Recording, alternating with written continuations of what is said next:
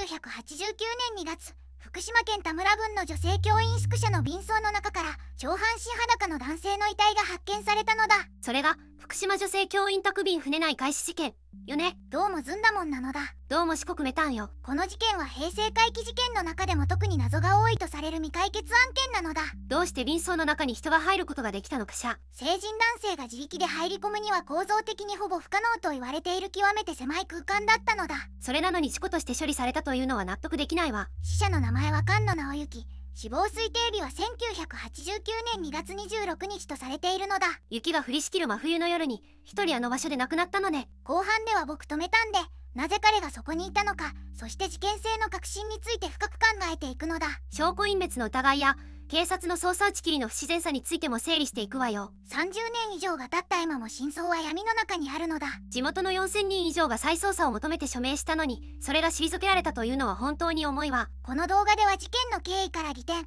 そして僕たちの仮説まで徹底的に掘り下げていくのだ。ぜひ最後まで見ていってほしいわよ。それでは始めるのだ。楽しんでいってほしいわ。1989年2月28日、夜の帳が降りた福島県田村郡宮古寺村に一本の通報が入ったのだ。何があったの？地元の古道小学校に勤める女性教員が宿舎のトイレで異変を発見したのだ。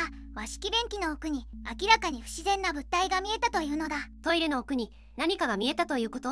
最初は靴のように見えたそうなのだ。女性教員は今日が潜んでいるかもしれないと感じ、すぐに同僚を呼んだのだ。一人では確認できなかったのね。それほど不気味な状況だったということかしら。そして宿舎外の便槽の蓋を開けた時、汚水の中に沈む一本の足が目に飛び込んできたのだ。これが後に福島女性教員宅便船内開始事件と呼ばれる事件の始まりなのだ。トイレの便槽の中に人間の足が見えたということ？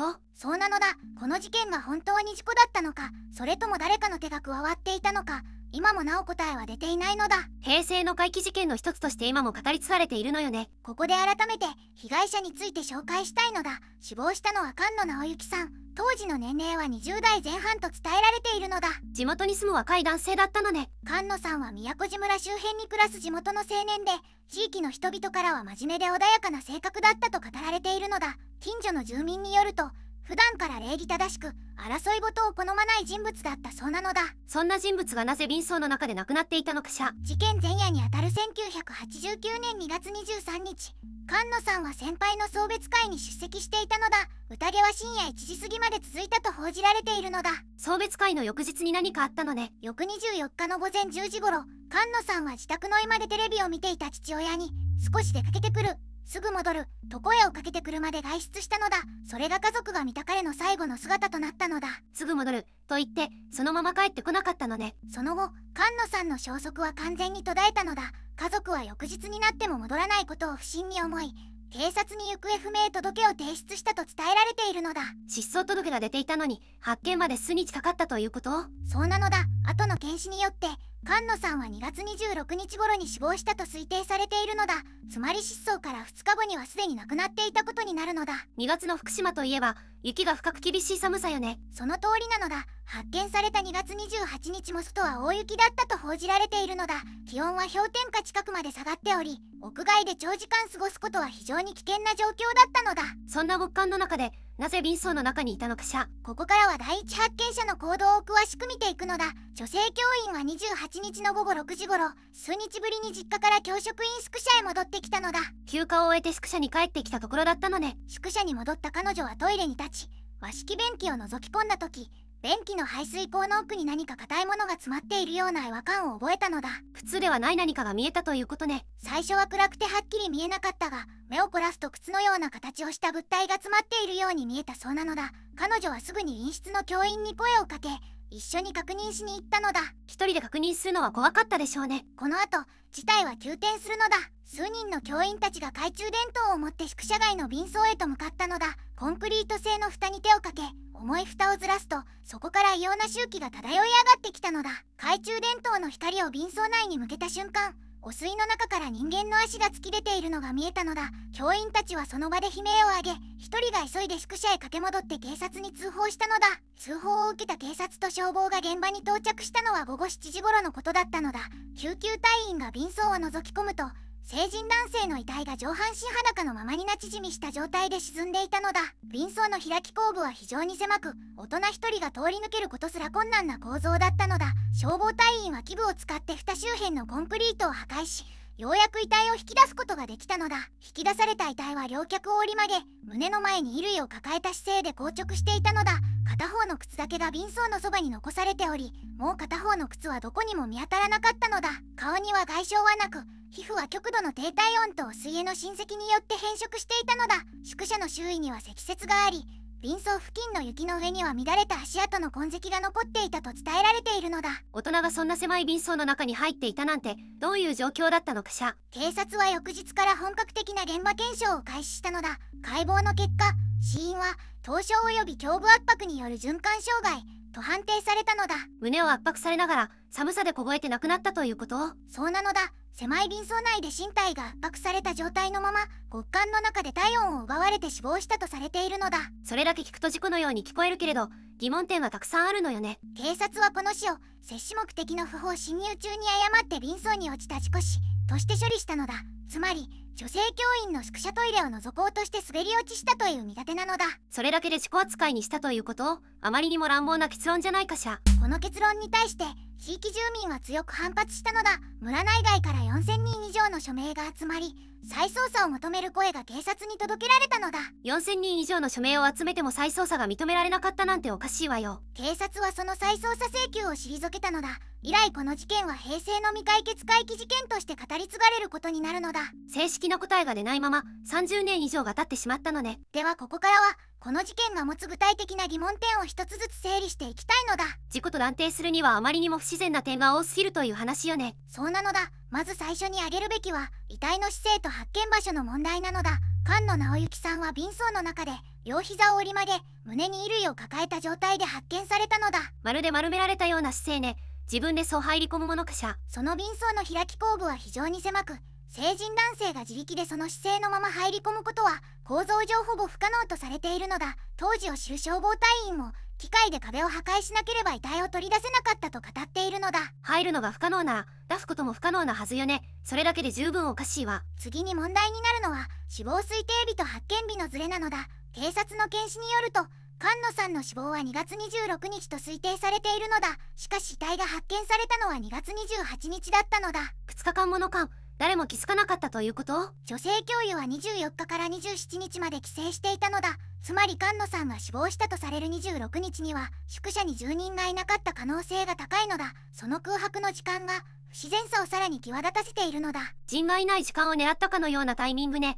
偶然とは思えないわ。さらに大きな謎が菅野さんの服装にあるのだ。外は大雪が降り積もる真冬の2月だったのだ。それなのに菅野さんの上半身は裸で衣類は胸に抱えた状態だったのだ。雪の降る外で上半身裸だなんてありえないわよ。しかも菅野さんが行方不明になったのは2月24日の朝なのだ。父親にすぐ戻ると告げてくるまで出かけてから丸2日間消息が途絶えていたのだ。その間どこにいたのか今も明らかになっていないのだ。すぐ戻ると言い残したきり2日後に便槽の中で見つかるなんて、ご家族の心中はどれほどのものだったかしら。そしてもう一点、靴の問題があるのだ。発見時菅野さんの靴は片方だけが便槽付近に残されており、もう片方は最後まで発見されなかったのだ。片方の靴が消えているなんて事故ではとても説明がつかないわよね。靴が一方しか見つからないという事実は第三者が現場を操作した可能性を強く示唆しているのだ。これが証拠隠滅の疑いとして長く語られてきた根拠の一つなのだ。誰かが意図的に証拠を排除した可能性があるということよね。この後事態は急転するのだ。菅野さんと女性教諭の間には村内で複雑な関係があると噂されていたのだ。近隣住民の証言によると2人は以前から親密な関係にあり、その関係をめぐって周囲との間に深刻な圧力があったとされているのだ。菅野さんは失踪前夜の2月23日、職場の先輩の送別会に出席していたのだ。会は深夜1時過ぎまで続き、菅野さんは酒を飲んだ状態で帰宅したとされているのだ。翌朝、父親と言葉を交わした菅野さんは特に変わった様子もなく車で出かけていったのだ。しかし車はその日のうちに別の場所に止められた状態で発見され、菅野さん本人だけが姿を消したのだ。2月26日、菅野さんが息絶えたとされるその夜、宿舎の周辺には誰の目撃情報もなかったのだ。雪が降り続く暗闇の中、菅野さんがどのようにして便装に入ったのか、その痕跡は一切残されていなかったのだ。便装の開き後部周辺の雪には菅野さん自身が入り込んだとすれば必ずつくはずの乱れた足跡が確認されなかったと当時の関係者は語っているのだ。外気温は氷点下に迫っており、上半身裸で雪の中を動き回ること自体が医学的にも困難だったのだ。それでも警察は現場の精密な型取りや毛髪、指紋の系統的な採取を行わなかったと伝えられているのだ。証拠となるべきものが消えていく一方で、捜査の手が加えられることはなかったのだ。証拠をきちんと保全しないまま捜査を終わらせるなんて納得できないわ。遺族と村の人々が求めた再鑑定も結局実現しなかったのだ。警察が一度下した未遂による死亡事故という結論は覆されることなく、公式の記録として残され続けているのだ。再鑑定すら認めないなんて何かを隠したいのかと疑いたくなるわ。事件性を訴える声は県内外に広がり、週刊誌やテレビの取材も入ったのだ。しかし警察の姿勢は最後まで変わらず、追加の証拠開示も行われなかったと報じられているのだ。声を上げた人たちの努力が何一つ届かなかったということね。現在の公式見解は依然として事故死であり、捜査は終結した扱いとなっているのだ。菅野直之さんの死の真相は30年以上が経った今も公式には解明されていないのだ。公式には事故でも誰もそれで納得していない。それが今も続いているのね。動機が解明されていないという点もこの事件の核心なのだ。もし他殺だとすれば、誰がなぜ菅野さんをあの場所に運んだのか、その理由は一切示されていないのだ。動機もなく犯人もなく証拠も消えて、ただ事故という結論だけが残っているということよね。そして菅野さんの家族は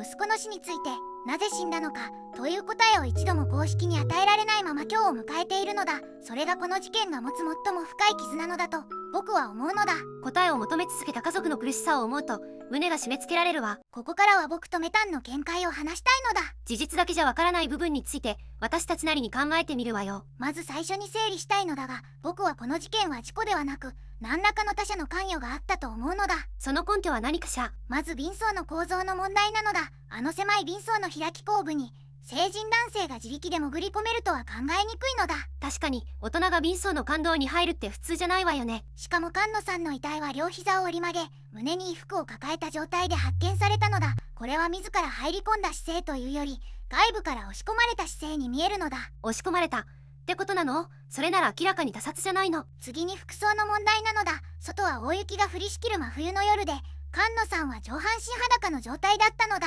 真冬に上半身裸で外にいるなんて自発的な行動とは思えないわ。しかも衣服は胸元に抱えた状態で脱いで持っていたわけなのだ。自ら脱いで狭い便装に入ろうとしたというのはどう考えても不自然なのだ。誰かに脱がされたか、脱がされた後に詰め込まれたと考えた方がずっと自然よね。さらに靴の問題なのだ。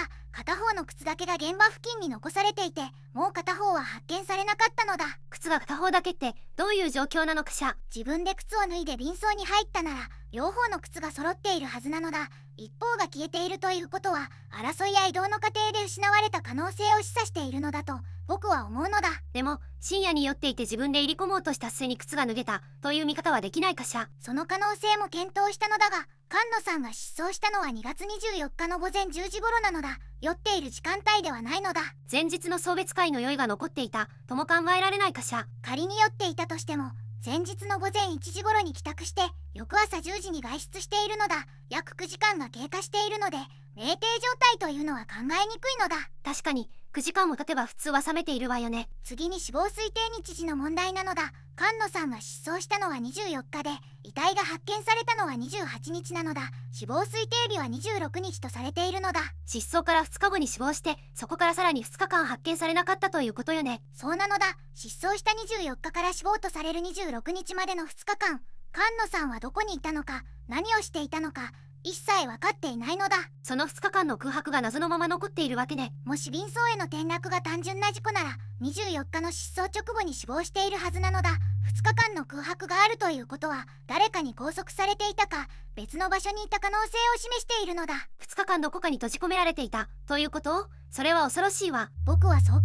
えるのだ。そして26日に何らかの形で命を奪われ便装に遺棄されたのではないかと思うのだ。でもそれなら犯人はどうやって遺体を便装に押し込んだのかしら。かなりの力が必要じゃないの。複数人で行動した可能性があるのだ。一人では成人男性を狭い便装に押し込むのは困難なのだが複数人がいれば不可能ではないのだ。複数人の関与ということよね。女性教員宿舎の便装という場所の選択も意味不可なのだ。女性専用の宿舎のトイレという非常に特定された場所に遺体が運ばれているのだ。そうよ。なぜよりによって女性教員の宿舎なのかしら。これはその女性教員と菅野さんの関係を示唆するためか、あるいは女性教員に何らかのメッセージを送るためだった可能性があるのだ。犯人は女性教員と菅野さんの関係を知っていた人物ということにならないかしら。まさにそこがポイントなのだ。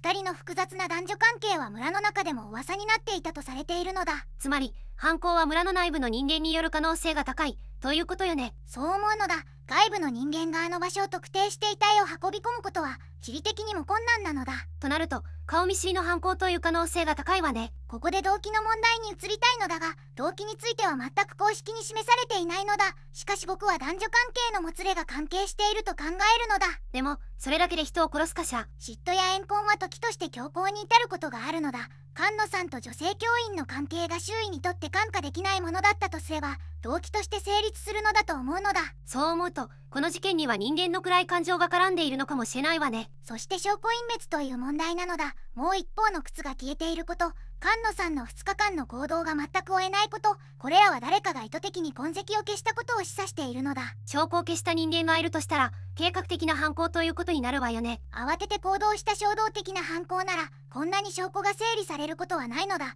2日間の空白と証拠の消去はある程度の計画性を感じさせるのだ。計画的だとすれば犯人は冷静に行動できる人物ということよね。そして僕が最も不思議に思うのは、警察が未遂死亡以外として早々に言い案したことなのだ。村民4000人以上が再捜査を求める署名を集めたにもかかわらず、それを退けているのだ。4000人の声を無視して捜査を打ち切るなんておかしいわよ。通常これほどの規模の民意があれば捜査機関も動かざるを得ないのだ。それでも動かなかったということは、警察側に何らかの事情があったか、捜査継続を妨げる圧力があった可能性も否定できないのだ。捜査への圧力という見方もできるのね。証拠隠滅フラグが示すように、誰かが意図的に証拠を排除した可能性を考えると、その人物が地域社会の中で一定の影響力を持っていた可能性もあるのだ。そう考えると捜査が打ち切られた理由も少し見えてくるような気がするわ。整理すると、僕は一菅野さんは自力で便装に入れない、2日間の失踪空白がある、3証拠が意図的に消されている、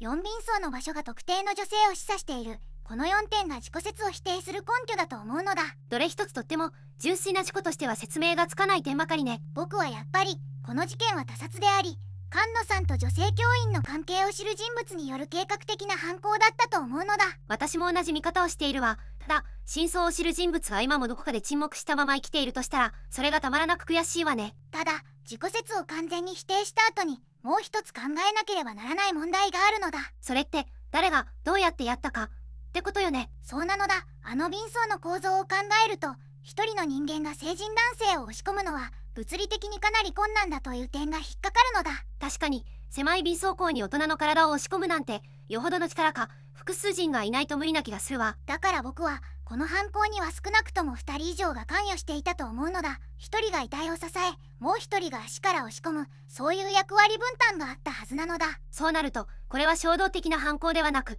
事前に計画されていた可能性が高いわね。菅野さんが失踪した2月24日から発見された2月28日まで約4日間の空白があるのだ。この間遺体はどこかに隠されていたか、あるいは別の場所で死亡していたと考えられるのだ。つまり便装に入れられたのは死亡と同時じゃなくて少し後の可能性があるってこと？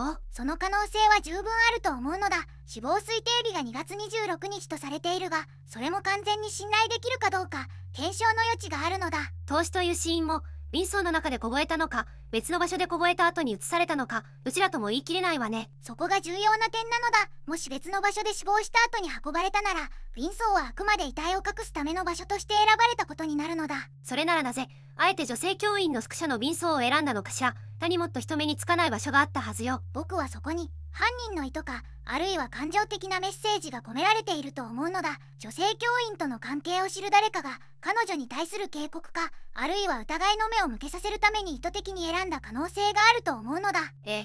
被害者を女性教員に近づけることで彼女を犯人に見せかけようとしたってこと？あるいはその逆で女性教員自身か彼女の周囲の誰かが関与していて、かえって近くに置くことで発見を自然に見せたという筋もあると思うのだ。どちらにせよ便装の場所の選択に偶然はないわよね。誰かが明確ないと思って選んでいるわ。次に動機の問題なのだ。菅野さんと女性教員の間には複雑な男女関係があったと地域では噂されていたそうなのだ。この関係が動機の核心にある可能性は高いのだ。地上のもつれというのは動機としては分かりやすいわね。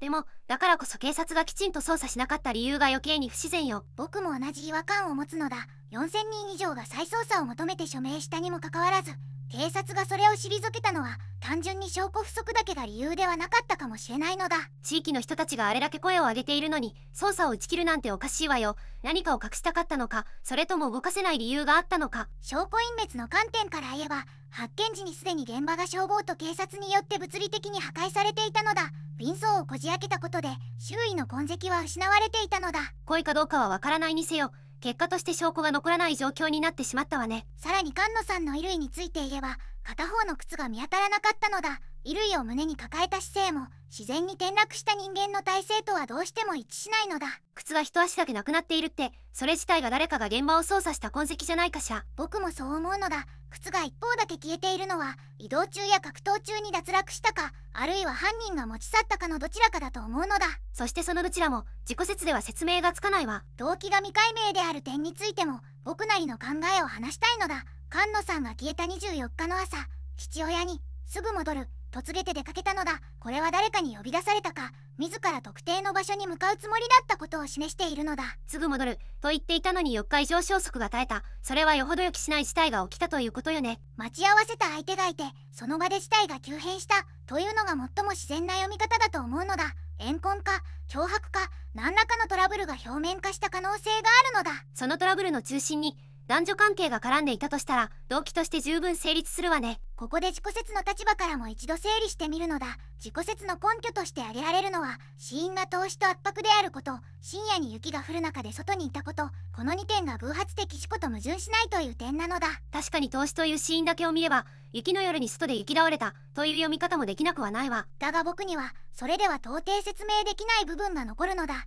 成人男性があの狭い便装の中に衣服を抱えたまま折りたたまれた姿勢で収まる、そんな事故のシナリオが現実的に存在するとは思えないのだ。転落事故で人があんな姿勢になるとしたら、それはそれで物理的におかしいわよね。だから自己派の説明はどこかで必ず超自然的な偶然か物理的な無理を前提にしなければ成立しないのだ。その時点で自己説は根拠として弱いと僕は判断するのだ。合理的に考えれば事故で起こりえない状況が重なりすぎているということよね。一方で事件説に立つと、複数犯による計画的な殺害、2日以上の遺体隠匿、そして発見現場への意図的な設置という流れで全ての疑問点が整合するのだ。動機が解明されていなくても事実の辻褄は事件説の方がずっと合うわね。そして僕が最も気になるのは、4000人を超える署名に対して警察が再捜査を拒否したという事実なのだ。これは単なる証拠不足の話ではなく、何らかの圧力か判断上の問題があったと思えてならないのだ。あれだけの地域の声を無視して幕引きにするなんて、